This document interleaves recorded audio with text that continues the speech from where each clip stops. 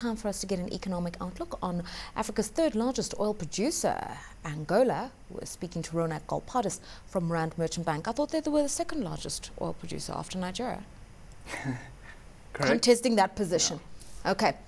Moody's has rated Angola BA3, which is just about 3 notches up from the lowest investment grade. What does that mean exactly? The recent ratings upgrades by both Moody's and Fitch reflect Angola's strong recovery from the balance of payments and fiscal crisis that ensued in 2009. So it's making considerable progress on that front. There are a few factors driving this. One is the progress it's made in settling its outstanding construction bills.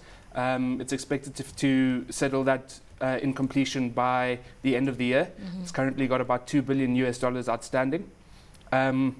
Secondly, the higher oil price is translating into a buoyant growth forecast, which is obviously very beneficial for an economy so reliant on oil. And also, there's been major improvement in the fiscal and external positions for the country. Let's talk about that a little bit more. Better fiscal position, buoyant growth. They're anticipating 7.6% this year. On the back of those higher oil prices, the fear and the worry is that a lot of the positive indicators depend on a good oil price. When the oil price tanked 2009, they were in major deficits. So there's a huge dependency here. Talk to us about that. Definitely. I mean, Angola is very much a mono economy. It's largely driven by oil. 90% of its total exports are oil-based, and 70% of budget revenues for the government are also derived from oil. So it's very susceptible to oil price volatility. To address that, you're going to need to diversify the economy, but that's not a quick fix either. So it remains heavily exposed to oil price fluctuations. But in the current environment, and with oil prices expected to remain above the $100 per barrel mark, it's definitely a positive. All right, last year Angola was also given a credit rating of B+ long-term for their foreign debt position and ability to service those debts. How are all these factors going to count in their favor ahead of their launch of their sovereign Eurobond in September? I mean, they're wanting to raise debt internationally now. The rating you referred to is it's an important point of reference as a benchmark for international investors, as to get a sense as to where to price the Eurobond issuance in September. We expect at RMB for the Eurobond to be very well subscribed. It offers the first real opportunity for international investors to tap the Angolan debt market, and it's a positive for Angola in the sense that it will allow them to diversify their funding base. We expect it to come into a yield quite similar to Nigeria at around 6.5%, and it could be a precursor to a stock exchange further down the line. Angola is also on some sort of an IMF loan program. How's that helped the country? The IMF loan agreement has been a positive in the sense that it's been a policy anchor. So we've seen an improvement in the macroeconomic policy framework and the way revenues are managed.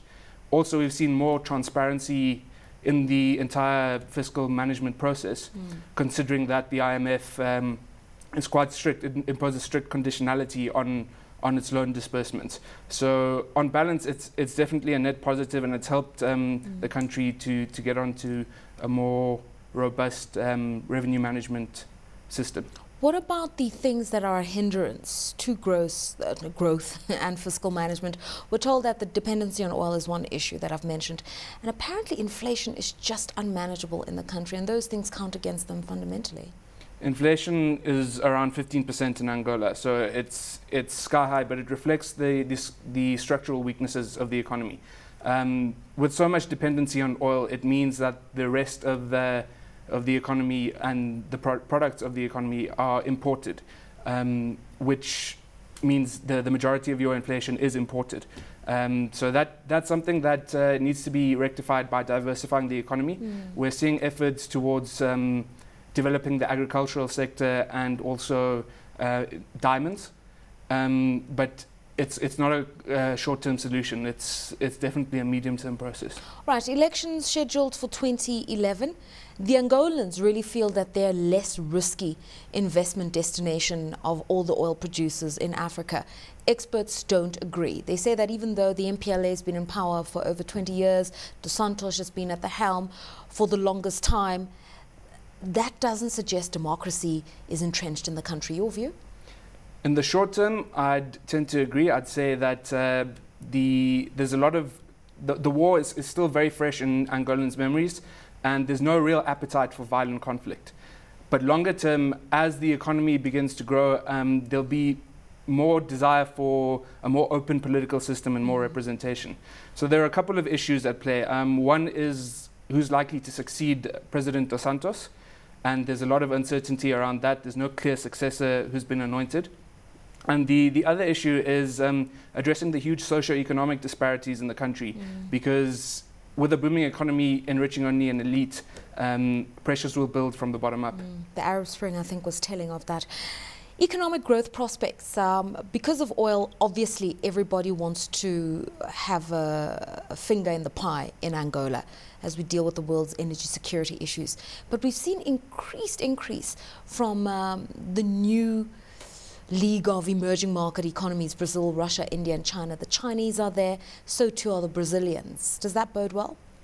I think definitely so. Angola's growth prospects are very much linked to this new breed of superpowers that we're seeing in the global economy. If you look at Brazil, it's got linguistic and cultural symmetry, which means it's got a very warm relationship with Angola. The likes of construction giant Odebrecht are very big in Angola. Also, it offers agricultural expertise and soft commodity exports to the country. The Chinese, since Angola recovered, since the war ended in 2002, they've been pivotal in driving Angola's resurgence, particularly in the construction sector. There are over 150 Chinese companies currently in operation in Angola. And also, we've seen a warming of relationships from the South African side. President Zuma made it his first official state visit, and hopefully that will bode well given the huge economic prospects in the country. Sovereign Wealth Fund, even Nigeria's dabbling with the idea. Questions is, does Angola have the legal infrastructure for this one? I mean, that's a biggie. You know, if you're going to take windfall earnings from oil, you're going to direct them into an account, you're going to invest that money, somebody needs to be accountable for it. So I think what I'm trying to raise here are issues of transparency and governance in Angola. What's the culture like? It's a very difficult operational environment. Transparency International, in its Corruptions Perception Index, rate the country 168 out of 178. So I think the Sovereign Wealth Fund has been spoken about for quite a while, since 2009, but it's still quite some way off.